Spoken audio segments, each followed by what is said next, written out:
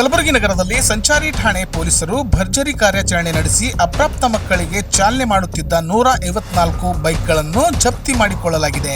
ಈ ಬಗ್ಗೆ ಕಲಬುರಗಿಯಲ್ಲಿ ಸುದ್ದಿಗೋಷ್ಠಿ ನಡೆಸಿ ಮಾಹಿತಿ ನೀಡಿರುವ ನಗರ ಪೊಲೀಸ್ ಆಯುಕ್ತ ಡಾಕ್ಟರ್ ಶರಣಪ್ಪ, 18 ವಯಸ್ಸಿನ ಕೆಳಗಿನ ಮಕ್ಕಳಿಗೆ ಬೈಕ್ ಓಡಿಸೋಕೆ ಕೊಡಬೇಡಿ ಅಂತ ಸಾಕಷ್ಟು ಬಾರಿ ಜಾಗೃತಿ ಮೂಡಿಸಿದರೂ ಸಹ ಪೋಷಕರು ನಿರ್ಲಕ್ಷ್ಯ ವಹಿಸಿದ್ದಾರೆ.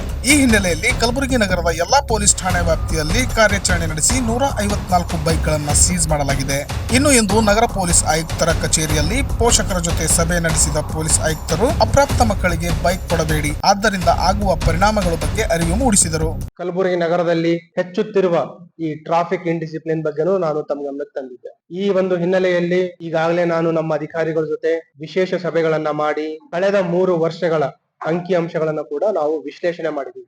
ಅಪಘಾತಗಳು ಎಲ್ಲೆಲ್ಲಿ ಆಗಿದೆ, ಅದರಲ್ಲಿ ನಂತರ ಯಾವ ವಾಹನಗಳು ಅಪಘಾತಗಳಲ್ಲಿ ಭಾಗಿಯಾಗಿದ್ದಾವೆ, ಎಷ್ಟು ಜನ ಅಪಘಾತಗಳಲ್ಲಿ ಮರಣವನ್ನ ಹೊಂದಿದ್ದಾರೆ, ಎಷ್ಟು ಜನ ಅಪಘಾತಗಳಲ್ಲಿ ಗಾಯಗಳನ್ನ ಹೊಂದಿದ್ದಾರೆ, ಮತ್ತು ಇವುಗಳಕ್ಕೆ ಕಡಿಮೆ ಮಾಡ್ಲಿಕ್ಕೆ, ಕಡಿವಾಣ ಹಾಕ್ಲಿಕ್ಕೆ ಏನು ನಾವು ಕ್ರಮ ಕೈಗೊಳ್ಬೇಕು ಅನ್ನೋದ್ರ ಬಗ್ಗೆ ಕೂಡ ನಾವು ಮೆಜರ್ಸ್ ಗಳನ್ನ ತೆಗೆದುಕೊಳ್ಳೋದ್ರ ಬಗ್ಗೆ ಚರ್ಚೆ ಮಾಡಿದ್ವಿ. ಒಂದು ತಮ್ಮೆಲ್ಲರ ಗಮನಕ್ಕೆ ತರ್ಲಿಕ್ಕೆ ಇಷ್ಟಪಡೋದೇನಂತಂದ್ರೆ, ನಾವು ಲಾಸ್ಟ್ 3 ಇಯರ್ಸ್ ಅಂಕಿ ಅಂಶ ನೋಡಿದಾಗ ಸ್ವಲ್ಪ ಮಟ್ಟಿಗೆ 2022-23 ಅಂಕಿ ಅಂಶಗಳನ್ನ ನೋಡಿದಾಗ 24ಕ್ಕೆ ಸ್ವಲ್ಪ ಮಟ್ಟಿಗೆ ಒಂದು ಏನು ಪ್ರತಿ ವರ್ಷ ತಮ್ಗೆಲ್ಲ ಗೊತ್ತಿದೆ, ಎಲ್ಲಾ ರಾಜ್ಯಗಳಲ್ಲಿ, ಎಲ್ಲಾ ದೇಶಾದ್ಯಂತ ಅಂಕಿ ಅಂಶಗಳು ಜಾಸ್ತಿ ಆಗ್ತಾ ಇದೆ. Number of accidents, number of people died in accidents ಮತ್ತು ಅಪಘಾತಗಳಲ್ಲಿ ಗಾಯಗೊಂಡಿರುವವರ ಸಂಖ್ಯೆ ಜಾಸ್ತಿ ಆಗ್ತಾ ಇದೆ.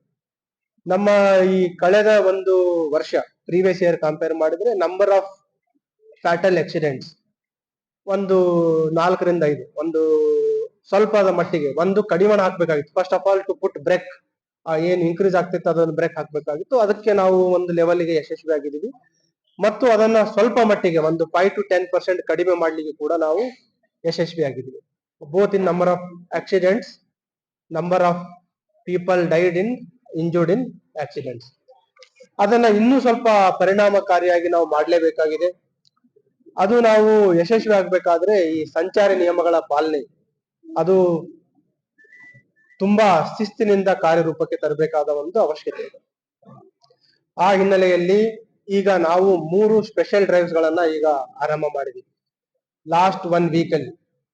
ಫಸ್ಟ್ ಒಂದೇನಂತಂದ್ರೆ, ಈ ಅಪ್ರಾಪ್ತ ಬಾಲಕರಿಗೆ ಮತ್ತು ಯುವಕ ಯುವತಿಯರಿಗೆ ಲೆಸ್ ದ್ಯಾನ್ 18 ಇಯರ್ಸ್ ಮೈನರ್ಸ್ ಅವರಿಗೆ ವಾಹನಗಳ ಚಾಲನೆ ಮಾಡಲಿಕ್ಕೆ ಕೊಡುವವರ ವಿರುದ್ಧ ಒಂದು ಕಾರ್ಯಾಚರಣೆ.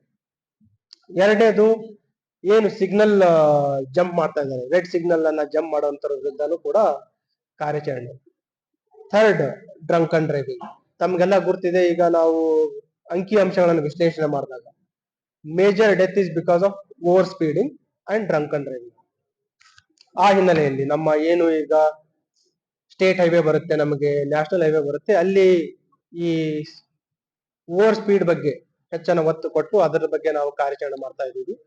ನೆಕ್ಸ್ಟ್, ಡ್ರಂಕ್ ಅಂಡ್ ಡ್ರೈವಿಂಗ್ ಗಳ ಬಗ್ಗೆನೂ ಕೂಡ ನಾವು ಒಂದು ವಿಶೇಷ ಒತ್ತನ್ನು ಕೊಡು ಈಗ ಅದನ್ನು ಕೂಡ ನಾವು ಸ್ಟಾರ್ಟ್ ಮಾಡಿದ್ದೀವಿ. ಇಲ್ಲೇ ನಮ್ಮ ಹತ್ರ 2 ಸಂಚಾರಿ ಪೊಲೀಸ್ ಸ್ಟೇಷನ್ ಇದೆ. ಅವರು ಟ್ರಾಫಿಕ್ ರೆಗ್ಯುಲೇಷನ್ ಮಾಡಬೇಕು, ಎನ್ಫೋರ್ಸ್ಮೆಂಟ್ ಮಾಡಬೇಕು, ಮತ್ತು ಅವರ ಎನ್ಫೋರ್ಸ್ಮೆಂಟ್ ನಗರದಾದ್ಯಂತ ಒಂದು ಪರಿಣಾಮಕಾರಿಯಾಗಿ ಸಾರ್ವಜನಿಕರಿಗೆ ಅದು ತಲುಪುವ ಮಟ್ಟಕ್ಕೆ ಆಗಲ್ಲ ಅಂತ ತಿಳ್ಕೊಂಡು ನಾವು ನಮ್ಮ regular law and order police ಸಿಬ್ಬಂದಿಯನ್ನು ಕೂಡ ನಾವು ಈಗ ಅಧಿಕಾರಿಗಳನ್ನು ಕೂಡ ನಾವು ಬಳಸ್ತಾ ಇದ್ದೀವಿ.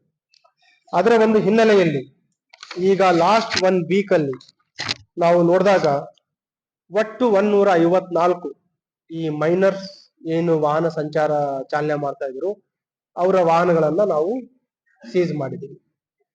ಒಂದು ಕೆಲವು ಸಾರ್ವಜನಿಕರಲ್ಲಿ, ತಂದೆ ತಾಯಂದ್ರಲ್ಲಿ, ಈ ವಿದ್ಯಾರ್ಥಿಗಳಲ್ಲಿ ಕಾನೂನು ಬಗ್ಗೆ ಅರಿವಿಲ್ಲ ಅಂತಾನೂ ನಾವು ಇಟ್ಕೊಂಡ್ರೆ, ಇದನ್ನ ನಾವು ಅವರಿಗೆ ಒಂದು ಎಚ್ಚರಿಕೆಯಾಗಿ ಅವರ ಮುಖಾಂತರ we want to use them as ambassadors.